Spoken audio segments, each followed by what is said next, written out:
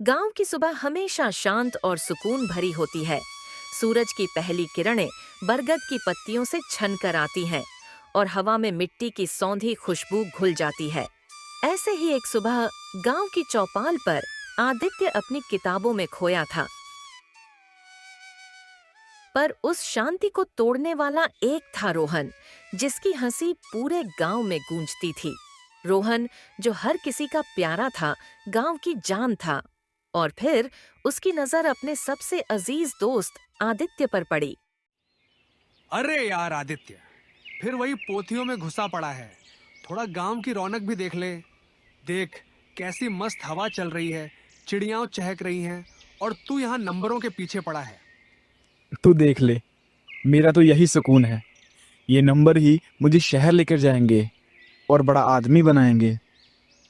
यार तू भी ना, हमेशा अपनी पढ़ाई लिखाई में। चल, आज गांव के मेले में नई जलेबी की दुकान लगी है। सुना है वैसी जलेबियां पूरे जिले में नहीं मिलती। उसका स्वाद चखते हैं, फिर देखेंगे तेरा हिसाब किताब। नहीं यार, मुझे हिसाब किताब पूरा करना है और आज शाम तक मास्टर जी को दिखाना भी तो है। हिसाब तो जिंदगी भर होते रहेंगे। दोस्ती का मौका बार बार नहीं आता मेरे दोस्त। ये पल फिर नहीं मिलेंगे।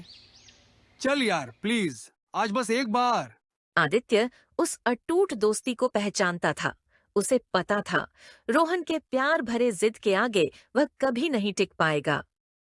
और ऐसे ही उनकी दोस्ती की गाड़ी हमेशा चलती रही, हंसी मजाक और अटूट साथ के साथ। अंजलि, उनकी बचपन की दोस्त, हमेशा उनकी दोस्ती की गवाह रही। गांव की शांति अचानक एक बुरी खबर से भंग हो गई। मुखिया जी के घर में आज एक अजीब सी खामोशी थी। आदित्य और रोहन अपनी पिछली शाम की बातें याद कर रहे थे, जब एक छोटी सी आवाज ने उनकी दुनिया हिला दी। मुखिया जी का बुलावा था और इस बुलाव में कोई अच्छी खबर नहीं थी।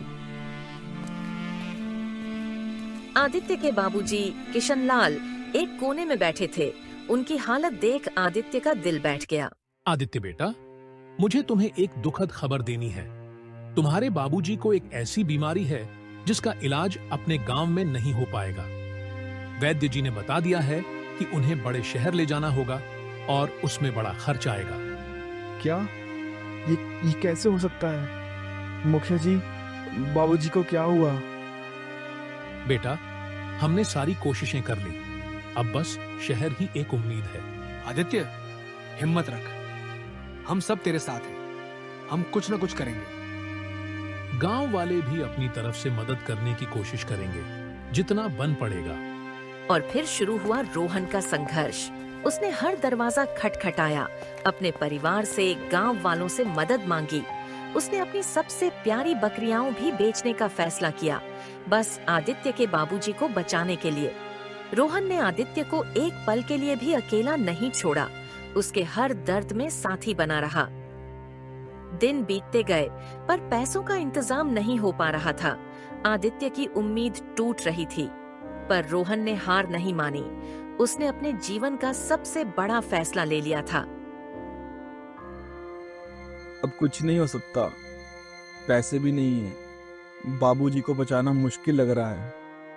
शायद कुदरत को यही मंजूर था। तू चिंता मत कर, मैंने कुछ सोचा है।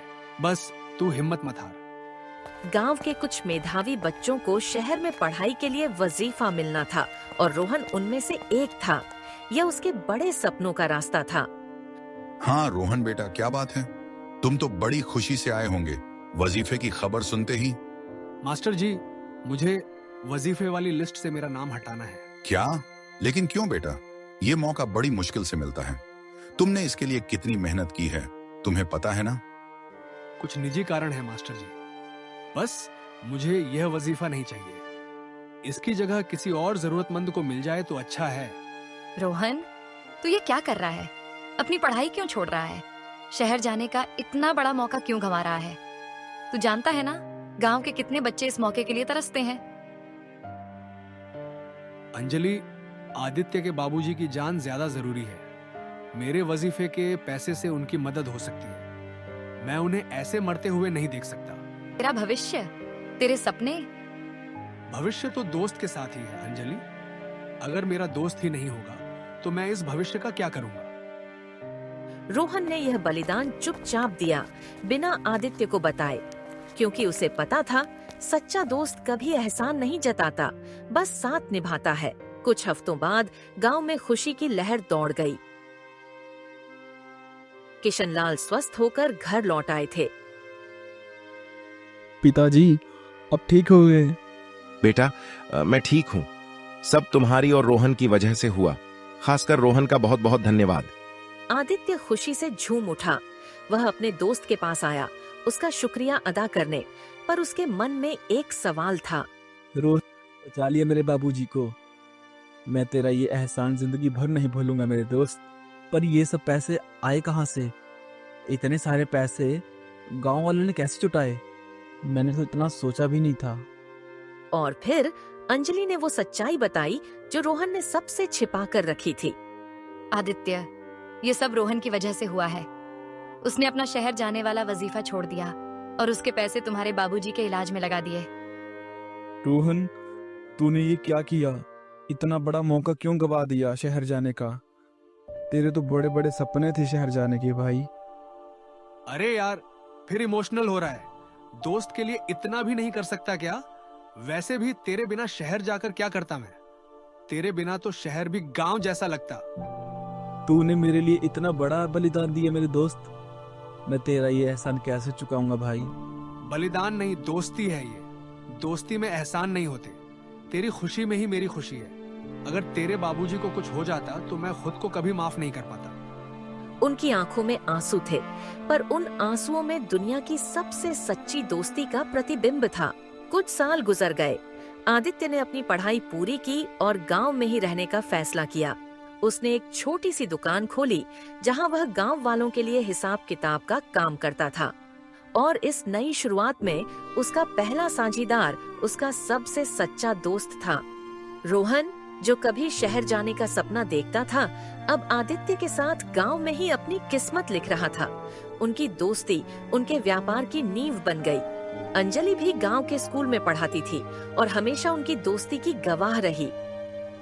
यार रोहन, आज मैं जो कुछ भी हूँ भाई, सब तेरी वजह से हूँ। तूने मेरे को एक नई जिंदगी दी है दोस्त। अरे यार, फिर इमोशनल हो रहा है। अब तो हम साझीदार हैं। चल, आज के ग्राहक का हिसाब करते हैं। लगता है आज फिर शाम तक काम खत्म नहीं होगा। तुम दोनों की दोस्ती वाकई एक मिसाल है। पूरे गांव में तुम्हारी दोस्ती के चर्चे हैं। बड़े बड़े शहरों में भी ऐसी दोस्ती देखने को नहीं मिलती। और इस तरह आदित्य और रोहन की दोस्ती ने गांव में एक नई रोशनी भर दी। उनकी कहानी सिर्फ एक दोस्ती की कहानी नहीं थी, बल्कि एक मिसाल थी, त्याग की, विश्वास की और अटूट साथ की। ये दोस्ती हमेशा अमर रहेगी।